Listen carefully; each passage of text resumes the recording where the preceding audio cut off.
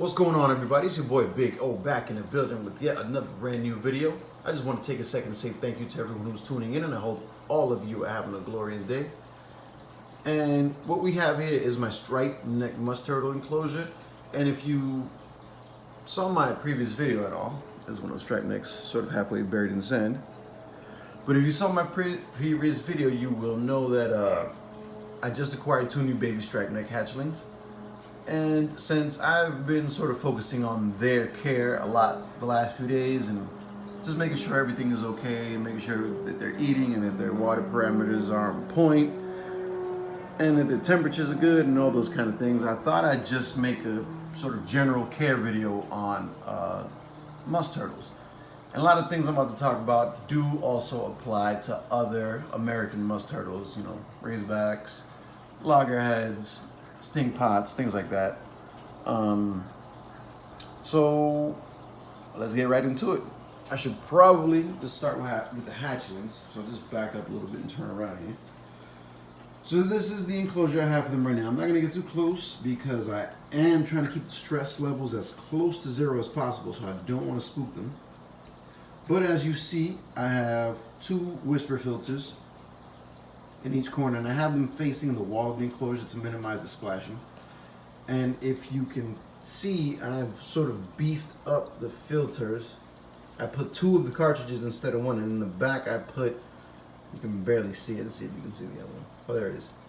In the back I put sort of a coarse sponge to kind of catch like the larger particulate before it filters through the finer cartridge. And I got 2 of those. I think those are the Tetra Wisp, what is it, the I-20, I-40, whatever it is. But even though they're not great filters, I do keep these 2 on hand for, you know, temporary enclosures and for hatchlings and stuff like that. So in here we have we have a few fake plants. We have a couple of pieces of driftwood.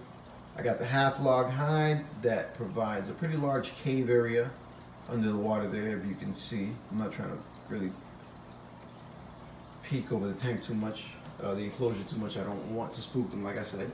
And the water level is up to about just over the surface of the log hide. That's why I put the driftwood on top of that. So if they want to crawl out on there and bask a little bit, they can. I have my basking light here, which is providing enough heat to keep everything warm. Also, you know, adding to that is the fact that I live in southern Florida and it's never very cold at all in this room. If you notice, none of my enclosures have heaters. But if you did put a heater in a hatchling musk tank, you'd probably want to keep it anywhere between 78 and 82 degrees Fahrenheit. And you definitely want to provide things for them to kind of get some help getting up to the surface. You know, the water level here is probably at about 7 inches. And like I said, they have the plants and driftwood in there, which provides them also places to hide, so they, you know, have sort of a sense of security. So when they're kind of hanging out, they can hide out in between the leaves and feel like nobody's going to get them. And, you know, that's pretty much it. You can keep it really simple when it comes to hatchlings. This is only a temporary enclosure. As long as you have your lighting, your filtration, and your temperatures are on point, the water's clean, they have places to hide, they have, you know, objects in the enclosure to assist them trying to get to the surface so they can get a breath of air without really having to work too hard for it, to provide hiding places. You know, that's all they really have to do. You'll notice that I don't have a UVB light on here. That's because I need to order a little more equipment. I gotta buy another fixture like this. I'll probably just go to Home Depot and grab it, and then I'll just order a bunch of UVB bulbs, probably from Amazon, because it may just be time to replace all of them. But yeah, it's very simple. Just keep your basking, your UVB, make sure there's some filtration, make sure they have places to hide, make sure they have something to help them get to the surface, and make sure they have clean water, and make sure that the clean water is warm. Sounds like a lot the way I'm saying it, but it's really very simple. Now, if we move back to the other enclosure where I have the other 3 striped necks, Again, you'll notice that I have many things in the enclosure to sort of help them kind of crawl up to the surface. I have this piece of driftwood that's sitting on this hide right here. I have various fake artificial vines and stuff and plants everywhere. That also helps them to crawl up. I have another couple of pieces of driftwood up here that go all the way up to the surface. And of course, they can also use the legs of the stand that holds up the nest box. And again, the artificial plants that are on the bottom and all these hides provide them with places to kind of hang out at. As you can see, we have one of the girls right here. We have the male hanging out on his log as per usual. And we have the other female hanging out back there in the other hide, if you can see her. So it's basically the same idea, just scaled up a bit.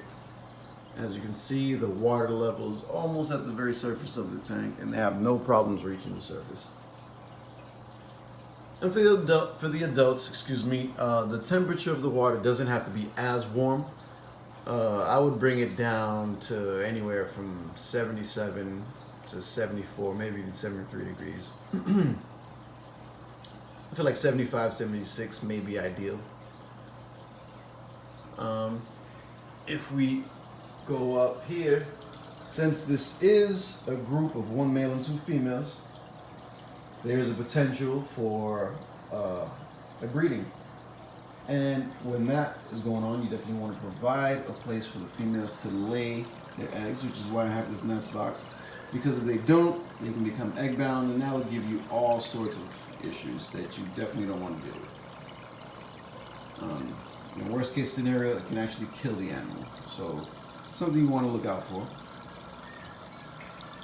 And I have a ramp that goes right into the water. As you can see, is covered in this, if I can focus, covered in that plastic hardware cloth, which will assist them into climbing in, for climbing into the nest box itself, so their little feet won't go right through the egg crate. In the egg crate, I have a full few inches of sand. In the nest box itself, I have it filled up with a few inches of sand.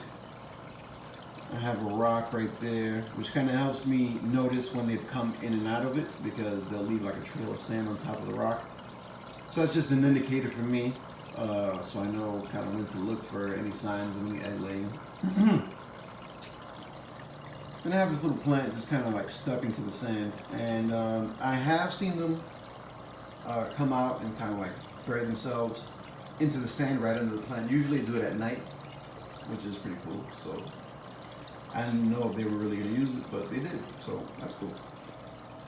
And if we keep moving up, right here in this hood, I have my UV bulb. And right here I have the basking bulb, which is directly over the sandbox.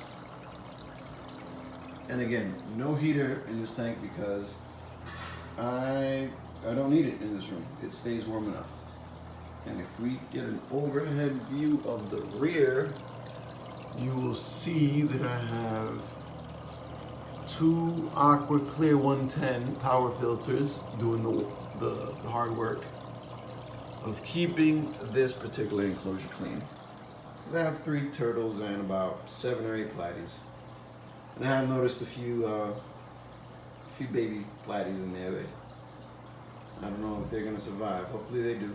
But and there's quite a few gold shrimp that you probably won't see.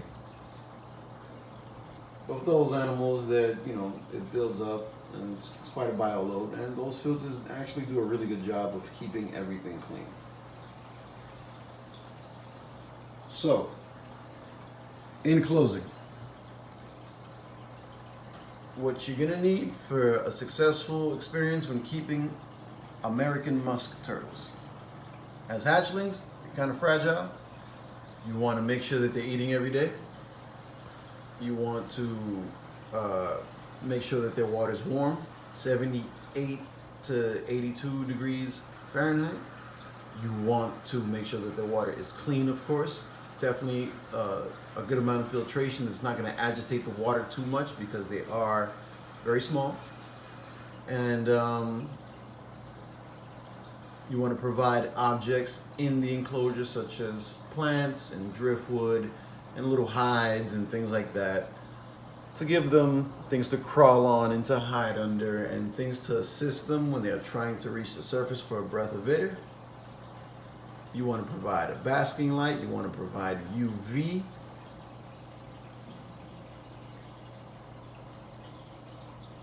And as they grow, the requirements do not change very much. The only thing, like I said before, is when they're a few years old, you can definitely bring the temperature of the water down ever so slightly. Anywhere from 73 to 77 degrees Fahrenheit.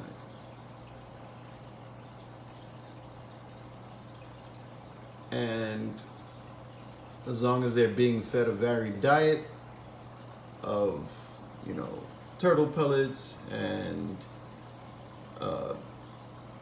insects, things like crickets, you can feed them ghost shrimp, earthworms, mealworms, superworms, snails. They love snails.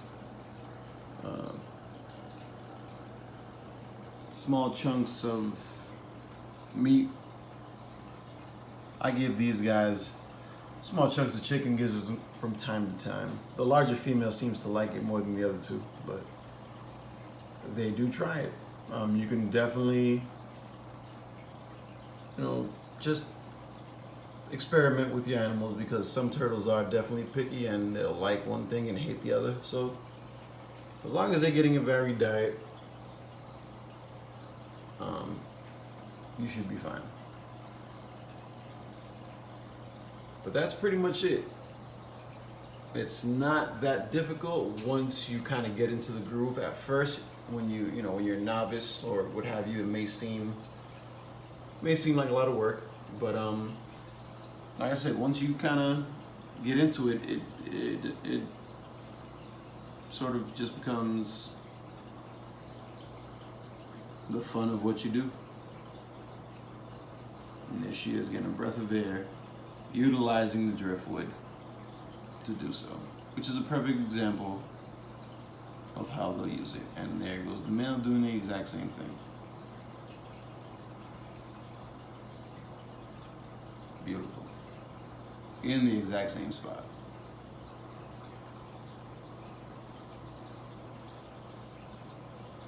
So, with all that being said, if there's anything you think I missed, definitely let me know in the comments section. Questions, comments, concerns, you already know, drop them below. Make sure you hit that like if you messing with this video. Make sure you drop that subscribe if you rocking with your boy. And until the next time, happy reptile keeping. Peace.